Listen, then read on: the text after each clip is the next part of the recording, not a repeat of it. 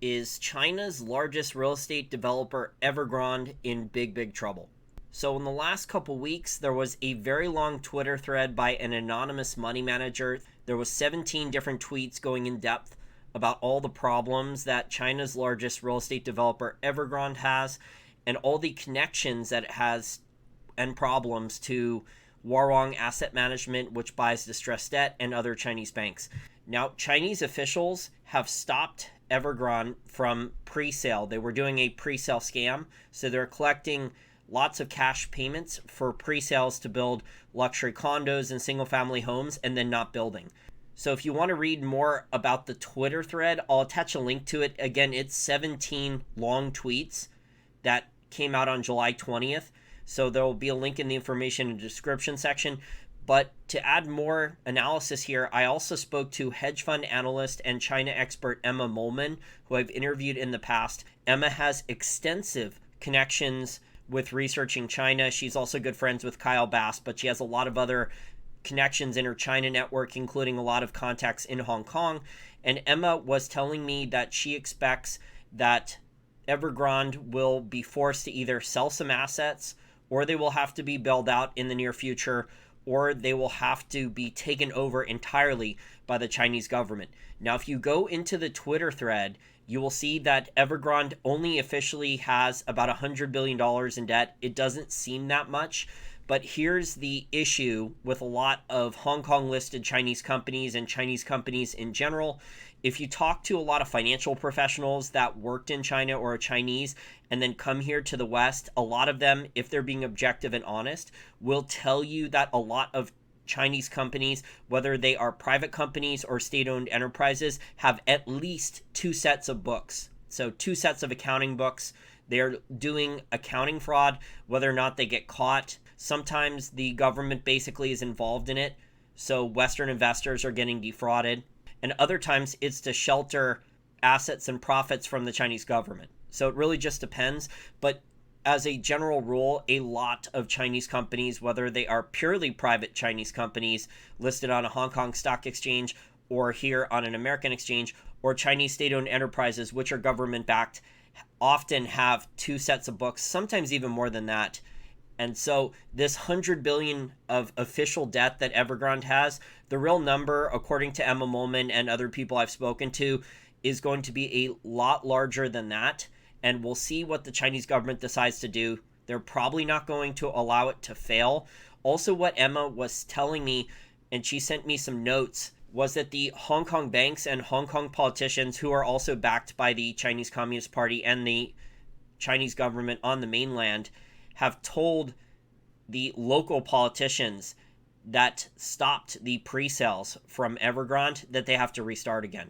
So I think that's implicit that they're aware that Evergrande has some very serious problems.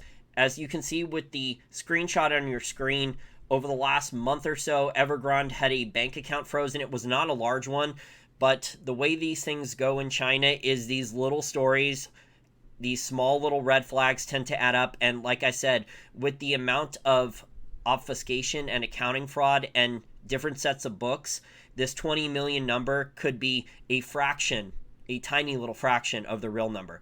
Just like how Evergrande's 100 billion in debt officially, the real number is probably far larger than that.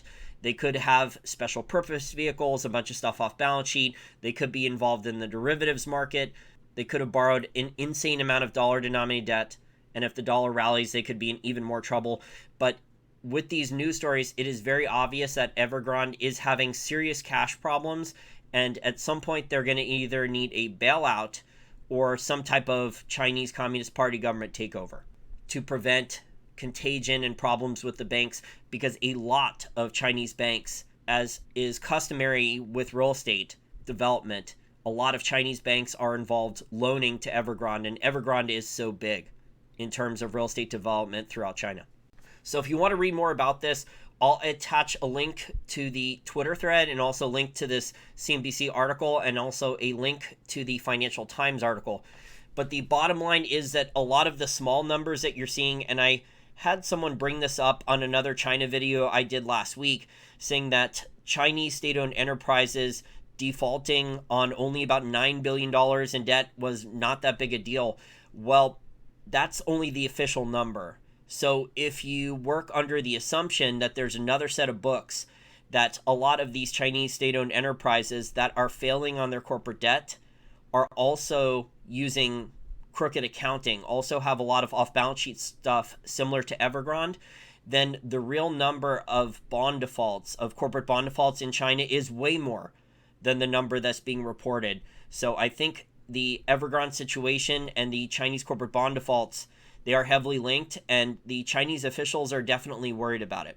Finally, if you like content like this and want to help keep content like this free so it doesn't all end up behind a paywall, or you want far more in-depth financial education, research, and analysis than I provide in these short little free videos, there is now 180 articles, charts, and audio podcasts behind the paywall, exclusive for patrons, including 23 new articles out in the last 9 or so weeks on a lot of interesting topics about global macro, companies, and sectors. And I charge less than anyone else in my space here for premium content, only $5 a month, the cost of a Starbucks cup of coffee. I think it is one of the best deals out there. If you don't like it, you can always cancel, although I think you're really going to like it. And I definitely think you should take a look because there's a lot of interesting analysis there on gold mining, silver mining, oil stocks, global macro, precious metal royalty and streaming companies, a lot of interesting topics related to commodities and global macro. So if I could wrap up this short little video in only a minute, what I will say is, yes, these headlines look small for Evergrande. Yes, these headlines look small for Chinese state-owned enterprise corporate bond defaults. Yes, these headlines look small for Huarong and distressed asset and distressed debt and whatever they're playing in. However, as is often the case with a lot of Chinese companies, what they want the public to see, what they want Western investors to see, is often very, very different than reality. We know this from a lot of China experts, whether that's Kyle Bass, whether that's Emma Mollman, whether that's Michael Pettis, whether that's Jim Chanos.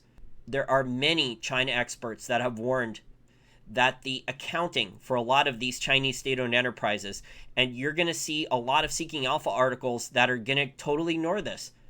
But if you speak to people who have actually done an extensive amount of homework looking through a lot of these Chinese companies, including professional money managers like the lady who started the Freedom Index. Money managers like Perth Toll and her family escaped communist China and came here to the United States. She's worked in the financial industry for a while now. She started the Freedom Investing Index of companies and countries that have pro-freedom, and they're more heavily weighted in her investing index than Chinese companies. And she's talked extensively about how many Chinese companies, and she grew up in China and she's worked in the financial industry for a long time now, have 2 sets of accounting books. So if you want to learn more about the Freedom Index, the Liberty and Freedom Indexes that she's setting up, that are companies and countries that are getting more free instead of less free, I'll attach a link as well in the information and description section.